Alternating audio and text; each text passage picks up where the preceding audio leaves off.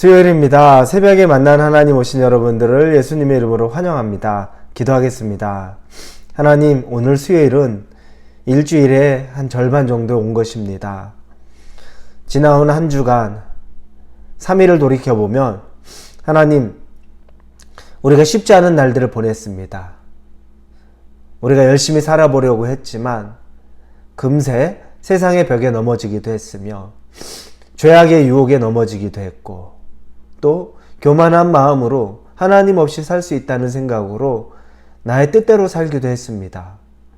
그러나 이 중간 지점에 다시 하나님을 말씀으로 만나면서 하나님, 나의 교만은 사라지고 나의 죄는 다시 회개되고 또 하나님 주시는 힘을 얻고 살아갈 수 있게 하여 주옵소서. 그래서 남은 일주일의 절반 지점을 또 은혜 가운데 능력 가운데 보낼 수 있도록 하나님 오늘 말씀 가운데 우리와 동행하여 주시옵소서. 감사를 드립니다. 예수님의 이름으로 기도합니다. 아멘.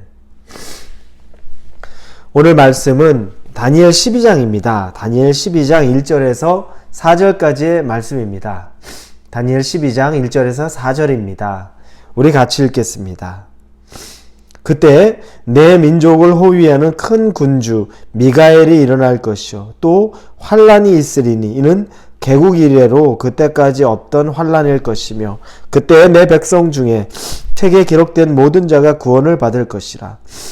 땅의 티끌 가운데에서 자는 자 중에서 많은 사람이 깨어나 영생을 받는 자도 있겠고 수치를 당하거나 영원히 부끄러움을 당할 자도 있을 것이며 지혜 있는 자는 궁창의 빛과 같이 빛날 것이요 많은 사람을 옳은 대로 돌아오게 한 자는 별과 같이 영원토록 빛나리라. 다니엘아, 마지막 때까지 이 말을 간수하고 이 글을 봉함하라. 많은 사람이 빨리 왕래하며 지식이 더하리라. 아멘. 우리는 이제 다니엘 마지막 장입니다. 12장에 와 있습니다. 우리가 10장부터 봤을 때 다니엘이 고레스 3년에 히데겔이라는 강가에서 환상을 본 장면이었죠. 그 10장부터 12장까지가 계속된 연속선상입니다. 그런데 10장 이후부터는 메데와 바사 그리고 헬라, 로마로 이어지는 이 제국들이 변화되는 것들을 보았습니다. 세상이 어떻게 돌아가는지에 대한 환상을 우리는 미리 다니엘을 통해 본 거죠. 그리고 그 환상은 실제로 이루어졌습니다. 보여진 환상 그대로 일어나서 그 땅 가운데서 이루어진 것을 우리는 너무너무나 잘 압니다. 그리고 그 세상이 돌아가는데 이제 그 세상의 마지막은 결국에는 이 종말의 때, 우리가 말하는 마지막 때라고 하는 이 시기를 피할 수가 없는 겁니다. 마지막 때는 여러분 어떤 상상이 드십니까? 이 마지막 때에 하나 피할 수 없는 것은 고난이라는 겁니다. 오늘 본문의 1절에 보면 큰 환란이 있으리니 이는 개국 이래로 그때까지 없던 환란일 것이며 이렇게 되어 있습니다. 큰 환란이 마지막 때에 있다는 겁니다. 그건 지금까지 있던 환란과 비교할 수 없을 정도의 어마어마한 큰 환란이라는 겁니다. 여러분, 마지막 때라는 것은 결국에 환란을 동반합니다.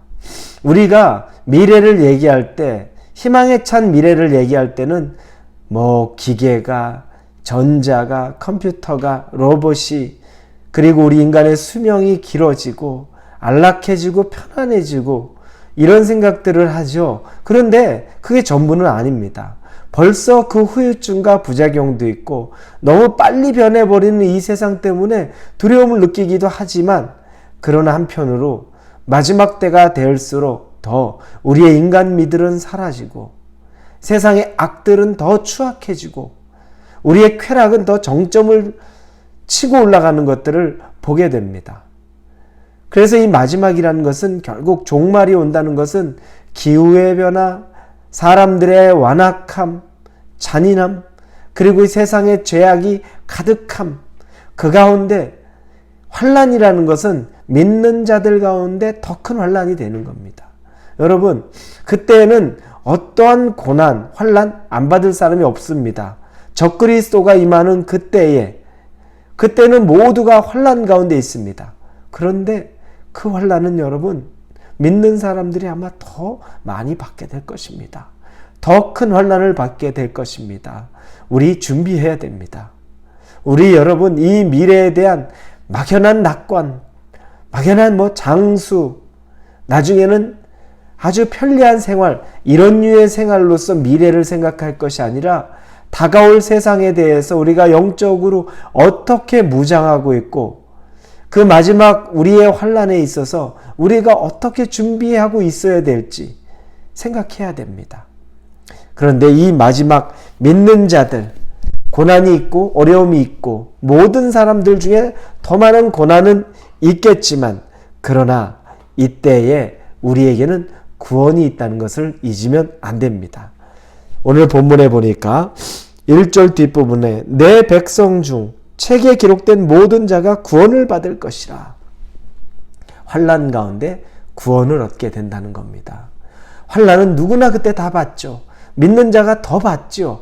그럼에도 불구하고 결국에 구원은 믿는 자들, 책에 이름이 기록된 자들은 구원받는다는 겁니다. 하나님의 백성은 구원받는다는 겁니다.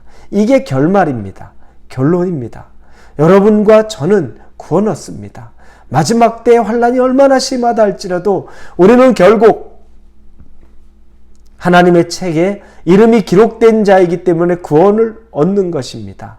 그러니 여러분, 마음 단단히 먹고 결론이 이렇게 정해져 있다면 환난이, 고난이, 적그리스도가 세상에 유혹이 온다고 할지라도 흔들리지 말아야 될 이유가 더 선명해지는 겁니다. 그리고 2절에 보니까 이제 죽은 자들의 부활, 그리고 반면에 산 자들의 심판이 있다는 것을 보게 됩니다. 영생을 받는 자도 있고 수치를 당하여 영원히 부끄러움을 당할 자도 있을 것이며 라고 말합니다. 즉 심판이 남아있는 겁니다. 여러분, 죽은 자들까지 부활해서 다시 하나님 나라에 올라가는 일이 있을 것이고, 그리고 그때 하나님의 심판을 피하지 못할 자들도 반드시 있다는 겁니다. 지금 살아가는 것이 불공평하다. 왜 나는 믿었는데 내가 더 고난을 받아야 되나? 여러분, 그렇게 생각할 것이 아닙니다. 마지막 때 되면 하나님께서 다 기록하셨던 그 책을 펼치시고 우리의 삶의 흔적들을, 주를 위해 살았는지, 주의 뜻대로 살았는지, 주의 자녀로 살았는지에 대해서 낱낱이 계수하면서 하나님이 주시는 영원한 생명이 있는 사람과 영원한 형벌이 있는 사람이 구별된다는 겁니다. 그러니 여러분, 지금 삶을 살면서 여기서 원통해하고 불평하고 unfair하다고 여러분 하나님한테 그렇게 우리 말할 이유가 별로 없습니다. 하나님의 자녀는 당연히 받을 상급과 구원이 있다는 것 때문에 우리가 다시 마음을 붙잡고 하나님 편에 서시기를 바랍니다. 마지막 세 번째 3절에 보니까 지혜 있는 자는 궁창의 빛과 같이 빛날 것이요 많은 사람을 옳은 대로 돌아오게 한 자는 별과 같이 영원토록 빛나리라. 여기서 지혜 있는 자는 하나님을 선택한 자죠. 그들은 빛과 같이 빛날 것이다. 맞습니다. 하늘의 빛처럼 우리는 빛날 것입니다. 그리고 또 하나, 많은 사람을 옳은 대로 돌아오게 하는 자는 별과 같이 영원토록 빛나리라.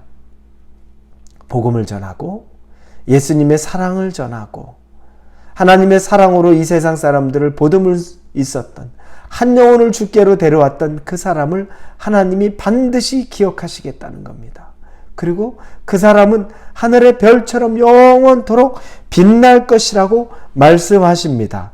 여러분, 신앙을 지키는 것, 더불어 이 신앙을 다른 사람에게 나누어주고 그 사람이 신앙을 갖도록 만든, 복음을 전하고 생명을 전하고 하나님의 말씀을 전한 자들에게 하나님께서 얼마나 기쁨의 면류관을 주실지, 영원한 별, 빛나는 별이 될 것을 말씀하십니다. 우리에게 이것은 또 하나 막중한 또 의무, 부담이 되는 겁니다. 이 일을 행하는 것 낙심하지 말고 우리 여러분 전도합시다. 주변에 있는 아직도 구원받지 못한 사람들, 하나님이 그 사람들을 전도하라고 아직 이 세상을 멸망시키지 않으신 겁니다. 한 영혼이라도 주께 돌아오기를 주님께서 기다리시면서 우리에게 전도의 시간을 남겨주신 겁니다. 여러분 주변에 있는 여러분 가까운 지인들, 친구들, 가족들, 그들에게 여러분 복음을 전하는 것을 주저하지 마십시오. 그리고 그 영혼이 여러분이 얻은 영생의 복을 얻을 수 있도록, 여러분과 함께 영원한 별이 될 수 있도록 여러분께서 그 복음의 전도자가 되기를 예수님의 이름으로 축원합니다. 기도합니다. 하나님 감사합니다. 영원히 빛날 별과 같은 그런 사람이 되기 위해 주변을 돌아보고 복음을 전하고 말씀을 나누고 사랑을 전하기를 원합니다. 우리를 그렇게 사용하여 주옵소서. 예수님의 이름으로 기도합니다. 아멘.